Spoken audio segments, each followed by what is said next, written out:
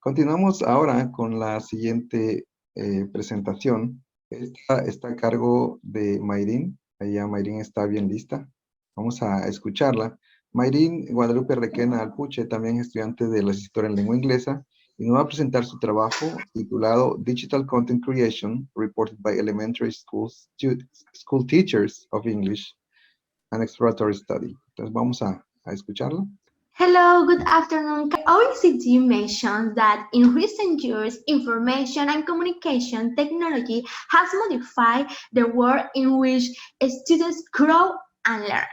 Welcome to this presentation about digital content creation reported by elementary school teachers of English and exploratory study. My name is Mayrin Guadalupe Requena Alpuche, and today I'm going to present the progress of my research to obtain the degree of English teacher. The world is currently revolutionized by technology taking over our daily life. Every single thing and surrounding us has gone through a technological process. It's also leading to change and transform the ways of teaching and learning inside and outside the classroom through the implementation of digital content. Many teachers desire to use technological resources in order to support their teaching practices and encourage students during their learning process. By contrast, they face difficulties to select, create, and modify authentic and original digital materials according to the students' needs and context due to the lack of familiarity with technology and knowledge about what type of resources and techniques to choose, and concerns about the lack of training for teachers and students to develop digital competency is a problem that has kept the attention at all stages. Worldwide, there is an organization called UNESCO, and which means United States Educational, Scientific, and Cultural Organizations. Today's teachers has to develop a process of appropriation of technology in their teaching practices and how their enjoyment of using technology can be applied to educational purpose. The government of the Mexican Republic published an action plan titled National Digital Strategy, in which mentions 2 lines on ICT in its third objective named Educational Transformation. The first is to promote the creation of digital content. The second line is to promote incorporation of ICT in teacher training as a tool for use and teaching. This requires many teachers to make a big effort to face new technological resources. In Quintana Roo, the periódico oficial del Estado de Quintana Roo, in its Plan Estatal de Desarrollo, reveals a 40-line action plan which dedicated its 23rd section to high quality and public education. This section aims to guarantee higher conditions for learning at all educational levels. Moreover, there are 3 associated with digital competence. The second, the 11, and the 14. The second line points out the implementation of a strategy to increase educational development of students in the scholar systems. And the 11th line mentions the enhancing ICT competency development for learning, and the 14th line is related to promoting multimodal education in association with national and international educational institutions as a basis for a solid education. My motivation for carry out this study or research is because of the transition to online education have been quite close to the English learning process of my cousin and neighbor who are studying in an elementary school. Both children don't have synchronous classes, and the assigned activities assigned to practice or study a new topic are mainly derived from internal materials. I have noticed that the digital material sent by the children's English teacher are not selected, taking into consideration the ages, interests, and English level of the students. This motivates me to explore what are the techniques and resources used by elementary English teachers. This research aims at exploring the development of digital content creation, competence in elementary teachers of English. It has formulated 4 research questions related to the main objective of the research.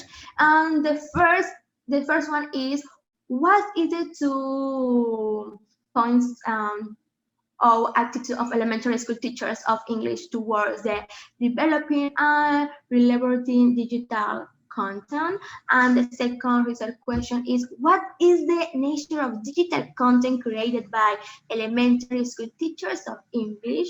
And the next one is, what types of ICT resources are used to create digital content by elementary school teachers of English? And the last one is, to what extent do elementary school teachers of English are aware of or applying for copyright and license? The global health pandemic, COVID-19 has caused unnecessary changes in education. Students must continue their educational classes from home. The importance of this research lies in improving teachers' development of technopedagogical strategies and techniques of digital content creation. This research will be an original and innovative contribution for teachers and those interested in conducting research on this topic and research method. In addition, it can encourage the reflection of English teachers about the need of creating digital content. Digital competence has several definitions from different authors interested in studying this topic. This study has considered a particular concept related to the digital competence of a study called Understanding Digital Competence in 21st Century and Analysis of Current Frameworks. This concept was created taking into account definitions proposed by authors from different frameworks related to this study. And this concept mentioned 3 relevant competence components that are needed to acquire and develop digital competence effectively: skills, knowledge, and attitudes. It's necessary to mention that they are considered in each one of the descriptors for digital competence area. This concept also highlights relevant features of digital competence, which is to employ the technology critically. It should be taken into consideration for all individuals who are participating actively in a digital society that has become multifunctional due to technological advances. Okay, and I would like to inform you about 4 frameworks that my study is based on. Several different frameworks that provide guidelines for the development of digital competence for citizens and educators. And teachers not be aware of the need to implement technology in their teaching practices today. This would improve the teaching and learning process by implementing activities to promote meaningful knowledge in each one of the students. The European Digital Competence Framework for citizens includes 5 competency areas: information, data literacy, and communication and collaboration, digital content creation, safety, and problem solving. It also presents 5 dimensions contextualized for employment and learning, and 8 proficiency levels to learning outcomes to support the development of learning and all training materials. The European framework for the digital competence of educators aims to enhance professors to use new technologies professionally, creatively, and responsibly. It contains 22 competencies divided into 6 different areas of competence to improve educators' professional skills. This framework comes from the need to adopt a guideline to let professors connect with new generations. And the ICT standard for educators are your roadmap to helping students become empowered learners. These standards will deepen your practice, promote collaboration with peers, challenge you to rethink traditional approaches, prepare students to drive their own learning. One of the most important framework was published by the National Institute of Educational Technology and Teacher Training.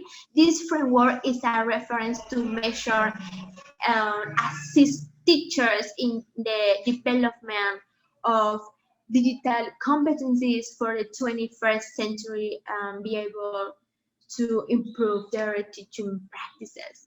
In comparison to the DCOM framework, it includes the same areas and the same 21 competencies. The difference remains in the fact that DCOM adds 2 more proficiency levels and examples of use for each competency. The study called Development of Digital Competence in Secondary Education Teachers Training was carried out at the Public University of Navarra. The sample consisted of 44 participants from the master's degree in high school in the specialty biology and geology. The main objective of the study was to discover the level of development of the participants' 5 digital competence: information literacy, communication and collaboration, digital content creation, safety, and problem solving. The results of this study indicate content creation was the least developed area of competence, with over 60% of the students placed at a basic level. And the end of the study called Evaluation and Development of Digital Competence in Future Primary School Teachers at University of Murcia is to ascertain the perception of first-year primary education degree students about their own digital competence before and after taking the ITC subject. The methodology proposed is quantitative and descriptive, and a questionnaire was chosen to collect information, and so 134 students participate in the experiment. The main findings after analyzing the data focused on the content creation area were that 56% of the participants who create content in different formats and for different landforms and environments, while half declare that they can remix existing content elements to create new ones. 36% of participants said they were able to use a variety of digital tools to create original multimedia outputs when editing content, and 93% say they were aware that some contents were protected by copyright. Okay, I'm sure you wonder what the method of the research is. This research is conducted on a qualitative exploratory approach following the design of a case study. The qualitative approach was chosen to understand and discover an individual perception and performance of the participants that promote the effective teaching learning of a foreign language through the creation of digital content. Considering the research question of this study, a case study design is an appropriate way to observe a process of interest in depth and interact with these participants analyzed under this study. The collective case study is a type of case study of the research because it allows to analyze a group of participants in various settings. This exploratory study will be carried out in Chetumal, Mexico, or the exploratory study was carried out in Chetumal, Quintana Roo, Mexico. Chetumal is a small city in the southeast at the borderline with Belize. The research was carried out through a video conference on the Zoom program due to the COVID-19 pandemic. This program is essential for the conduct of this study.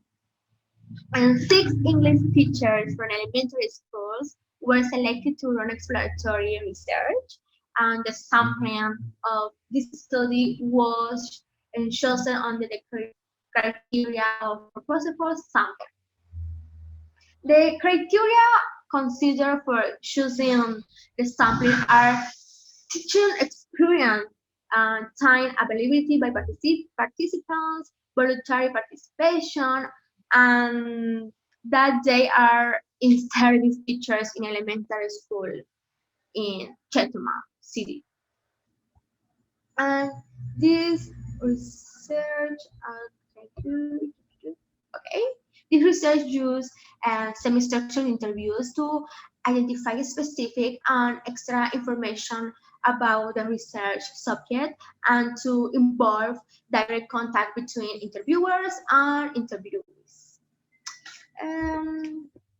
Before applying the interviews, a pilot was carried out on the interview guide in order to modify and change questions according to the observation of the interviewee and myself. As you can see, the questions in section 1, 2, and 3 were modified. Okay, the interviews consist of a contextualization and the beginning related to 4 sections that contain explicit and understandable open questions. It's necessary to mention that each question in the 4 sections is related to the general objective and research question of this study. After asking the questions corresponding to each section, the interview is closed by taking the participant for the willingness and mentioning that information obtained in the interview will only be for investigative use. Is my interview guide, section 2, their question, and section 4, and 3. Okay. I'm confused.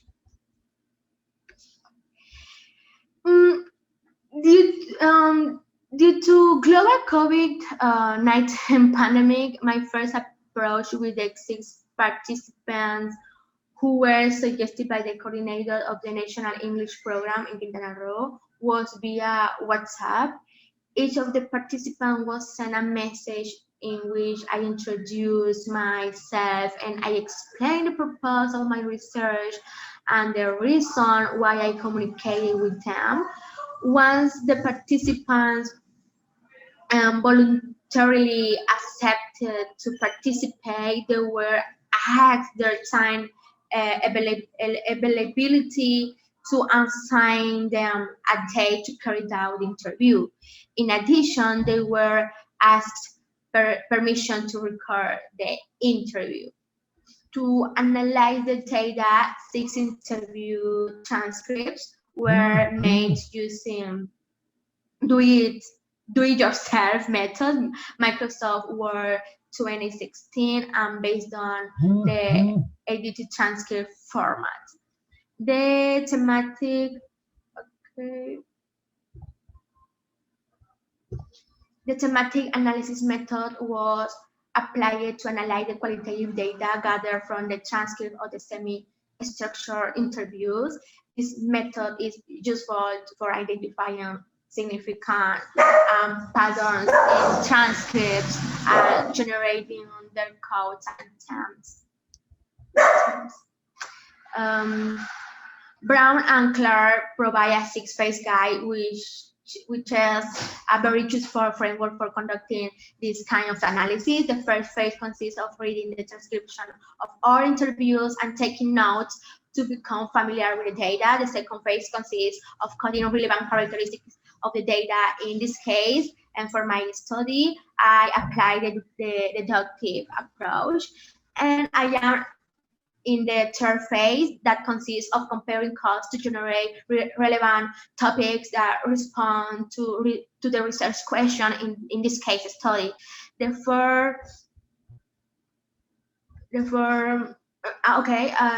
I have an example of the third phase. The fourth phase consists of checking if the topics are related with the codes to analyze what can be changed about the topics and improve them so that they have validity and reliability. The fifth step consists of creating clear definition and names for each topic, and the sixth phase consists of preparing a report of the analysis carried out previously. It's important to mention that in this study was used MaxQDA as a qualitative data analysis software. It allows to organize information from interviews into categories or groups, mark specific data, and make notes. And we have reached the end of the presentation. Thank you very much for your attention, and feel free to ask questions about my research. I will be very, very happy to answer you. Thank you.